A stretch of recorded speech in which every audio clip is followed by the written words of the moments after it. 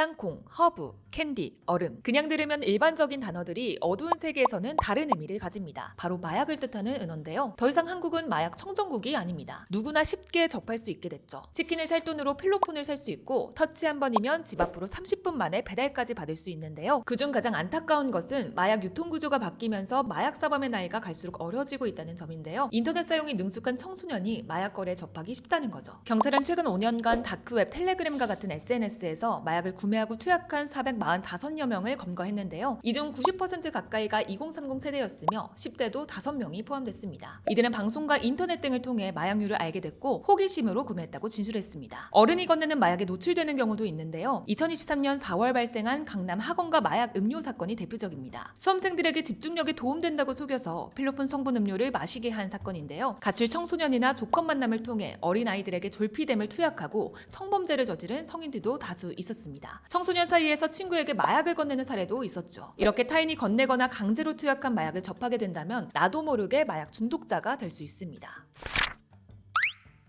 청소년 마약 사범은 날이 갈수록 증가하고 있습니다. 대검찰청이 발간한 2023 마약류 범죄 백서에 따르면요. 10대 마약 사범은 2019년 239명에서 2023년 1477명으로 6배 이상 증가했습니다. 같은 기간 전체 마약 사범 중 10대가 차지하는 비중도 1.5%에서 5.3%로 증가했는데요. 전문가에 따르면 청소년들 사이에서는 가격이 치킨, 피자값과 비슷한 필로폰을 가장 쉽게 접한다고 합니다. 2023년 비행기 비상문을 강제로 열겠다고 소란을 부린 10대 청소년 또한 급성 필로폰 중독이었습니다. 필로폰과 함께 펜타닐을 접하는 청소년도 늘고 있는데요. 지난해 펜타닐을 뜻하는 탕후루가 청소년들 사이에서 핫한 용어였습니다. 탕후루의 당도는 펜타닐의 농도가 됩니다. 탕후루 제일 달게라고 하면 가장 강한 펜타닐을 말하는 거죠. 온라인 구매뿐만 아니라 병원에서 직접 처방받아 투약하는 사례도 늘고 있습니다. 펜타닐은 미국 켄싱턴을 좀비거리로 만든 무서운 마약인데요. 이 밀리그램이 치사량인데 연필로 찍었을 때 끝에 묻어나는 정도입니다. 펜타닐은 진통효과가 모르핀의 약 200배에 달하는 극한의 중독성을 일으키는 향정신성 의약품입니다. 더욱 심각한 점은 청소년들이 마약 구매를 넘어 유통에까지 손을 대고 있다는 건데요. 지난해 6월 18살의 청소년이 미국 LA에서 1억 1,600만 원 상당의 마약을 국내로 밀반입하고 배달까지 한 사건이 이슈가 됐죠. 법원은 징역 장기 7년, 단기 5년형을 선고하고 3억 500만 원 상당의 마약을 추징했어요. 2024년 인천 고교생 3명의 기막힌 사건도 빼놓을 수가 없는데요. 2020년 초 고등학교 3학년이었던 이들은 서울소재대학교를 수시 합격할 만큼 모범생이었습니다. 학원에서 만나 친해진 3명은 마약 광고를 보고 단순 호기심에 주문했는데요. 국제 우편으로 도착한 마약을 텔레그램을 통해 팔았더니 큰 돈이 됐습니다. 이후 필로폰, 엑스터시, 케타민 등을 닥치는 대로 팔았어요. 거래량이 점차 늘어나자 이들 중 한 명은 아버지에게 공부방이 필요하다고 요청해 오피스텔을 임차하기도 했습니다. 이곳이 마약 유통 사무실이 된 거죠. 대범하게 성인 6명을 마약 운반책으로 고용하기도 했습니다. 오피스텔과 거래 장소에서 압수된 마약만 4억 9천만 원 상당, 1만 2천여 명이 동시에 투약 가능한 양이었는데요. 한때 마약왕을 꿈꿨던 이들은 결국 소년법상 최고형에 가까운 형량을 선고받았습니다. 이렇듯 마약은 이미 청소년들 삶에 파고들었습니다. 일각에선 드라마나 영화에 마약이 자주 노출되고 유명 연예인들이 마약을 하고도 다시 방송에 나와서 경각심이 낮아졌다는 지적도 있는데요. 그래서 청소년들이 친구들의 권유 또는 호기심으로 마약을 접하지 않도록 구체적인 교육이 필요하다는 목소리가 나오고 있습니다.